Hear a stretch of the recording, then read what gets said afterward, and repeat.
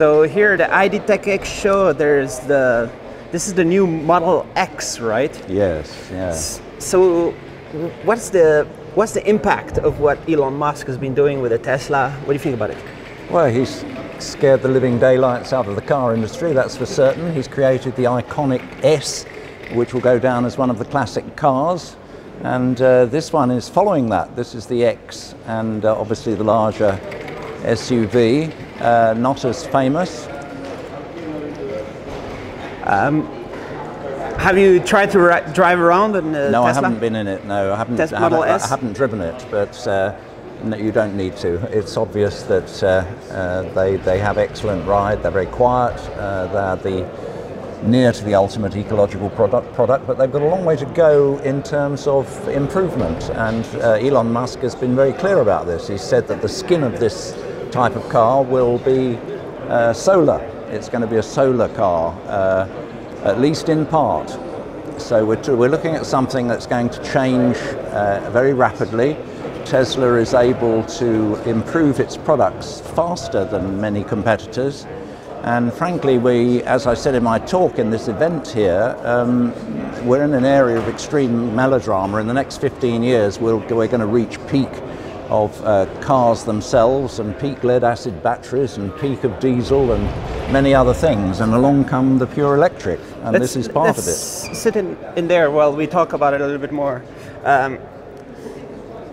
Like, in terms of impact on the industry and kind of like surprising everybody, when Elon Musk started talking about this, not so many people thought he would actually be shipping that many, right? No, I think that's true, and a cynic would say that he's managed to ship them only by selling them at a massive loss, and the competing car companies feel that they wouldn't have got away with some of the quality problems in the early years. But I think the basic message is very sound from Tesla, and that Tesla is probably most vindicated by the fact that just recently, only in the last few months, we've seen a situation where both Daimler and Toyota have said they're effectively going to set up Tesla-like activities where they're going to invest most of their money on pure electric vehicles. What you're looking at is a pure electric vehicle.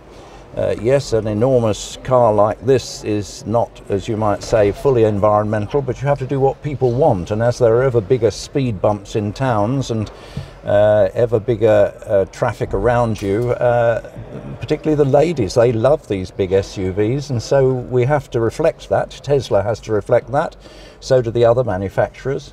And so Tesla has got a very sound strategy in our view. There are issues, obviously, with learning to get the cost out of these products and make money. Obviously, there are issues with that. But basically, the strategy is sound, and it's validated by a lot of the giants starting to follow Tesla. And in fact, the ones that don't go a bundle into pure electric, they're going to have a problem. There are going to be some spectacular bankruptcies, I suspect, in the next 10 to 15 years in the automotive industry, because it is oversupplied, and a number of the suppliers, a number of the manufacturers are really in denial about this sort of thing. They're doing only token things, and it's going to be too little and too late for a number of them.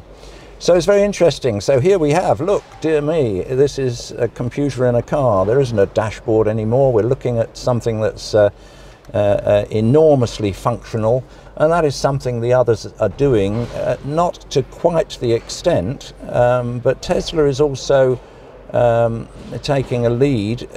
It may or may not succeed in everything. It's not, Elon Musk hasn't got magical powers, but they're taking a lead with having a move towards autonomy, where they don't even use the LiDAR, which is typically the most expensive product. But as BMW has said, all the hardware components in autonomous cars, Tesla included, are going to be commoditized. They're going to get cheaper and cheaper. So basically they're able somehow, magically, to do self-driving just using cameras.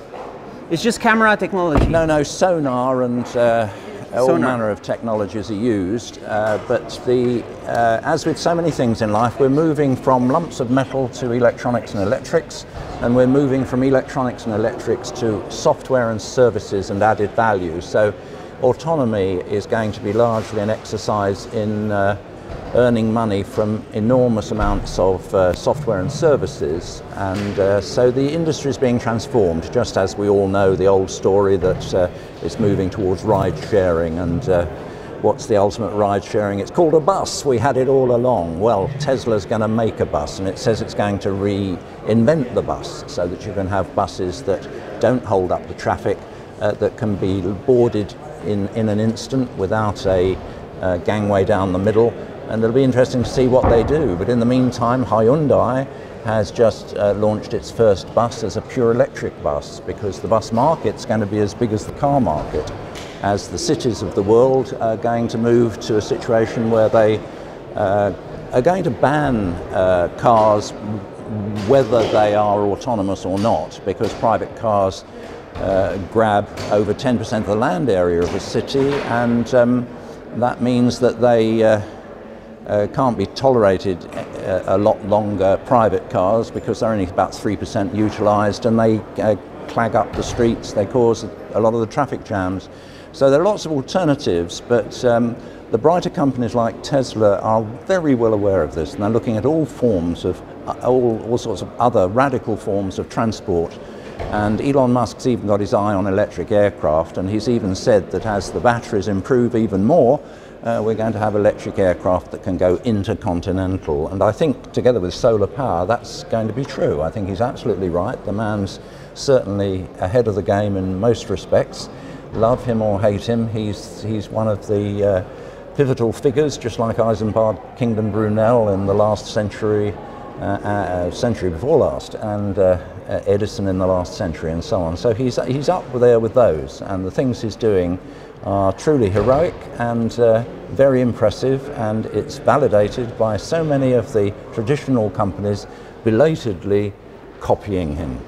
This one guy using his money well to do amazing stuff. I think he's using other people's money well. Okay, but he did have some. Large amount of other. He had some, and yes, he did. He's been able to convince people to use money to do awesome things. He did have enormous courage with his own money that he made out of other enterprises that he did that were very successful indeed. So he's not the only one, and there are very imaginative things being done by the competitors, and the race is on. So the Model 3 is so many pre-orders.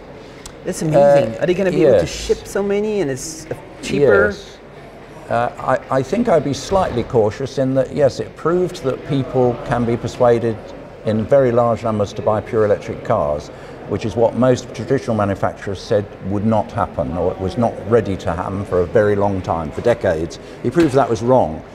But he effectively did it at an enormous trading loss with investors that are investing money at an enormous rate, and he knows that it'll be a Pyrrhic victory unless he does fabulous cost reduction, and they've got their teeth into that right now. So we shall see. The jury's out. Awesome. And there's going to be all this stuff about the self-driving is going to turn your Tesla into a self-driving Uber kind of device. Like you go to your work and then you let it pay for itself. I think this sort of product and variants on this, there are a lot of ones more boxy looking than this that are being worked on, and they're a bit of a merger of a taxi and a bus. In fact, you already have the so-called MIDI buses in China, and these MIDI buses, they've got about 6 million of them. They're building them up to about 10 million. They'll be making about 1 million of them a year, and they take 20 to 40 people, and that sort of thing is going to become, to some extent, a merger of a bus and a taxi. I think they may even alternate between on-demand and working to a route, and there's going to be a reinvention of transport. So yes, there's Elon Musk's Hyperloop and all the really space-age stuff, but there are some more prosaic things being looked at. And we're moving to a world where I mentioned photovoltaics, solar over the whole vehicle. That's even going to be the windows. We have a report on solar windows, and they're getting a lot of adoption now in buildings, they're going to be adopted after that in cars. We're going to make electricity from the movement of the wheels. We're going to make electricity from so many things you wouldn't believe it as we progress towards independence, where we don't need all those ugly charging stations. But it's going to take time. That's a 20-year thing. There are other things happening within the 10 years. But the exciting thing is that for all these companies, there's a route map to all manner of improvements that can cause tremendous advances. This is only the beginning. And I was hoping that they would have battery swapping technology as a default way to extend your range. There would be a whole bunch of battery swap stations. But you say that that would be too costly, right? Because let's turn it on its head. Batteries cost up to 55% of a pure electric vehicle. Do you want to have, of those hideously expensive things, extra ones sitting around by the roadside? Not just a few, because every car has a different shape. You've got to have all of them. It's ridiculous. So Better Place went under because it thought it could stock, say, the 6 favourite ones. But of course it was too early. There weren't enough vehicles on the road. And if you put in robot changing of batteries at the roadside, you need $1 million, $2 million.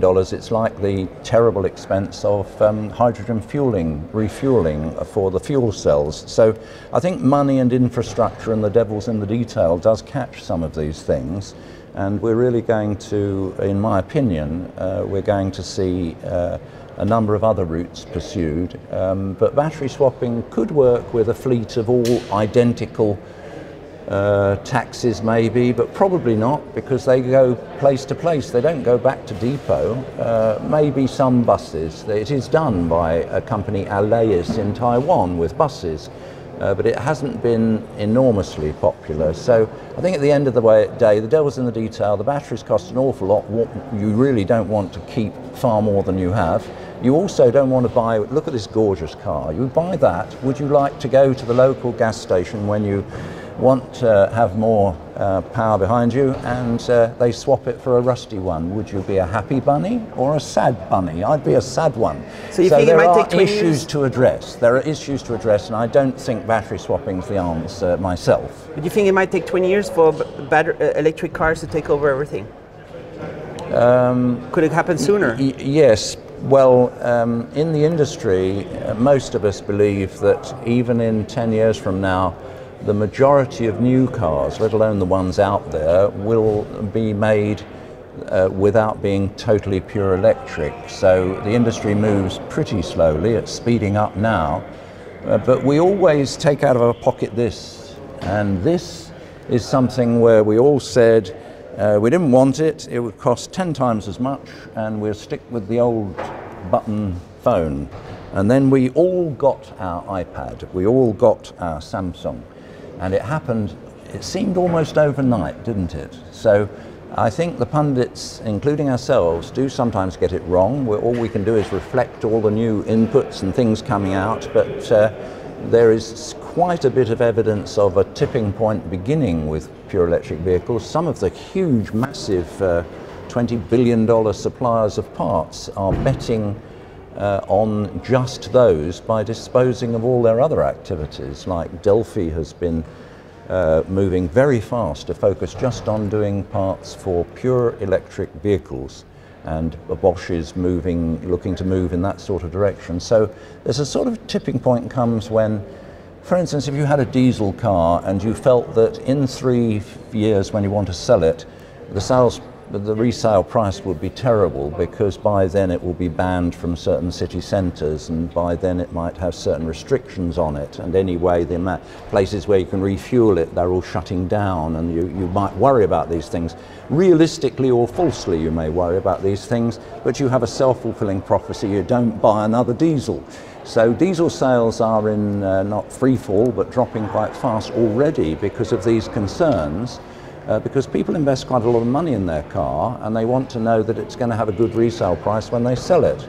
And for some people that's in 6 years' time. So we're not quite at what I say a collapse of diesel. We're not quite at the point of a tremendous takeover by pure electric vehicles. But I think, watch this space. It could happen faster than we currently predict. I don't think it'll come slower.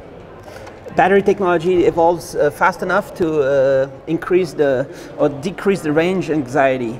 The progress in batteries, or maybe is it going to be another kind of battery? I think not. I think in my analysis look at this in considerable depth is that in the next 10 years we are going to have lithium-ion batteries. But I do think that there's some risks being taken actually. I held up a Samsung phone, dear me, it wasn't the one that caught fire, but the Samsung phones catching fire and failing was a battery problem. And that Samsung's one of the top 4 battery companies. It is one of the 4 best, and yet it can make a mistake like that. There will be mistakes like that made with the big batteries in vehicles over the next 10 years, because in the race to make them smaller and cheaper, they are taking some risks. They're changing in the jargon the anode and the cathode and the electrolyte and the format. They're changing all the ways it's made and all the materials they use. And when you do that, you can't really believe the old tests and the old supplier assessments. And so some companies will do this successfully, but some, I'm not sure they necessarily cause any big bangs, but some of them might say, oops, we've moved a bit too fast, our batteries aren't really up to standard. Give us 6 months of not supplying anything while we sort ourselves out. I think there is a risk of that over the next 10 years. So I don't think there's any serious alternative to lithium-ion batteries, and I think most people will get it right, even with this headlong pace of scaling up for dozens of gigafactories and also changing all the details of the device at the same time.